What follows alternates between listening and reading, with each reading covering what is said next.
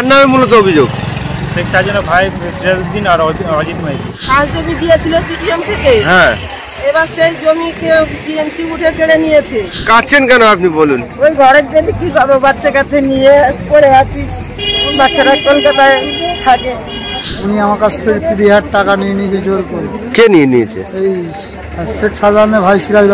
বাবা 1359 সাল থেকে বর্গা জমির মালিক ছিলেন। আচ্ছা, এখন বর্তমানে সেই জমির আমার বাবার নাম বিকৃত করে হ্যাঁ সেই জমি অন্য নামের নাম লোকের পায়খানায় গিয়ে, চিরঞ্জিতের পায়খানায় গিয়ে আর ছবি তুলে নিয়ে চলে গেল, আর হলো না। সালে যখন নির্বাচন হয়, নির্বাচনে জেতার পরে আমার ঘর বাড়ি সব ভাঙচুর করে দিয়েছে। শুধু দর্শক কিন্তু আপনারা দেখছেন ইকি নিউজ বাংলা। আর আমরা এই মুহূর্তে রয়েছি সন্দেশখালী যুগখালী কাঠপোল। আজকে দেখতে পাচ্ছি আমরা যে শেখ শাহজাহানের ভাই সিরাজুল শেখ এবং যারা বিভিন্ন এলাকার মানুষের জমি জায়গা বিভিন্ন অন্যায়ভাবে দখল করেছিল, আজকে দেখলাম অভিযোগ নেওয়া হচ্ছে। অভিযোগ নেওয়ার আজ পঞ্চম দিন।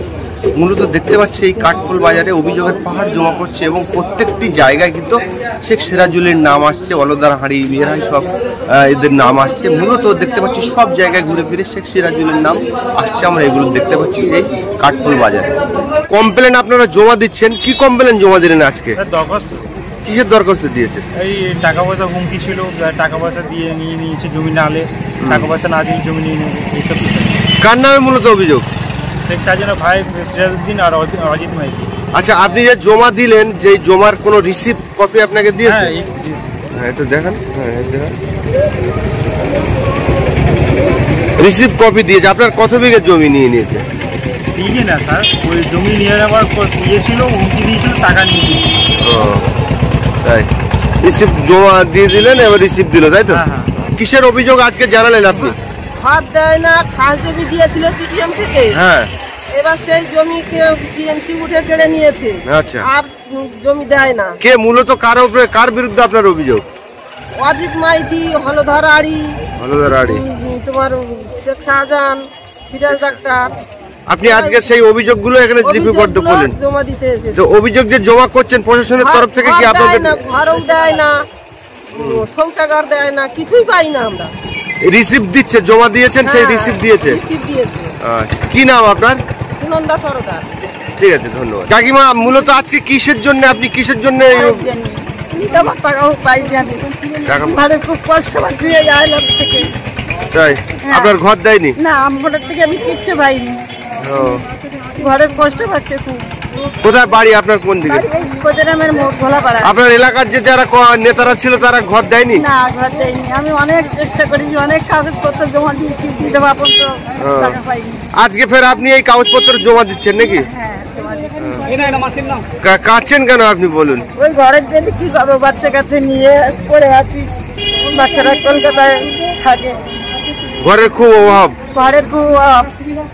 বিধবার টাকা আমি একটা পাইনি। বিধবা ভাতার টাকা কিচ্ছু পাইনি। আমি 100 বার জমা দিয়েছি, সরকারের পর্যন্ত জমা দিয়েছি, কিচ্ছু পাইনি, কিচ্ছু হয়নি। আজ ঘরের জন্য এই তো আমি মানুষ অনেকগুলো রোগ ব্যাধি আমার, সেই ছেলেরা সব কলকাতায়, কি করবো? অভিযোগ যেমন নেওয়া হচ্ছে, এই যে ক্যাম্প আপনারা দেখতে পাচ্ছেন যে পুলিশ প্রশাসনের অভিযোগ গ্রহণ করছেন।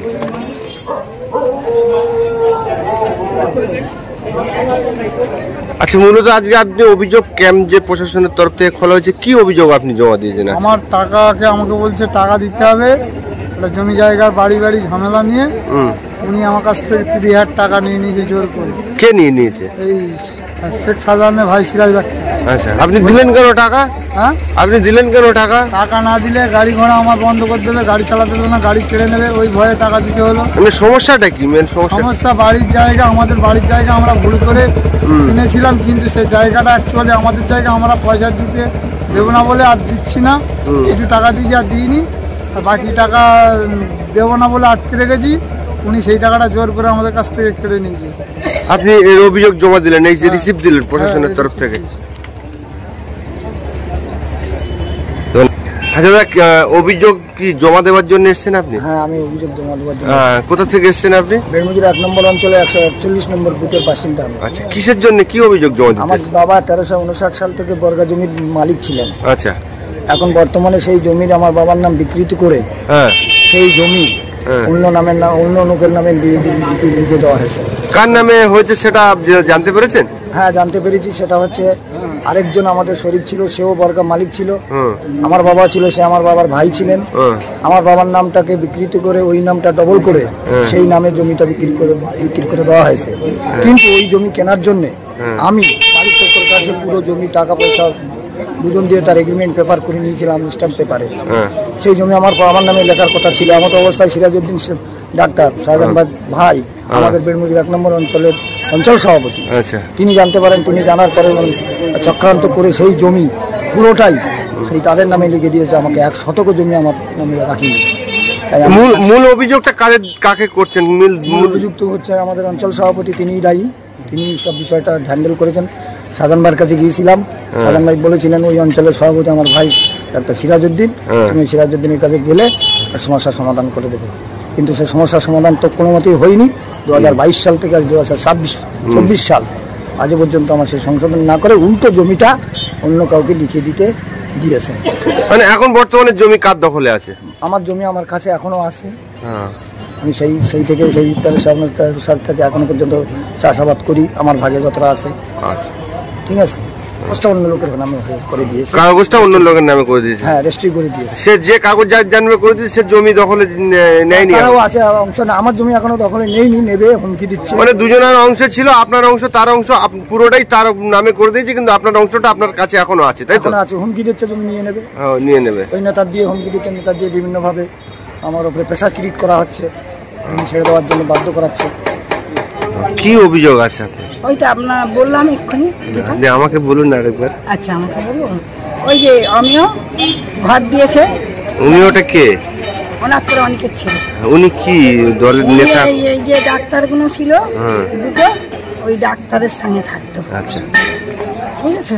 আচ্ছা, এইবারে ও তো দেয়নি। আর ভাতা টাকার কথা বলতে 4 বার কাগজ দিয়েছি 4 জনের কাছে। অমিয়কে দিয়েছি, তপনপুরে অনেককে দিয়েছি, তারপরে ওই শ্যামকে দিয়েছি।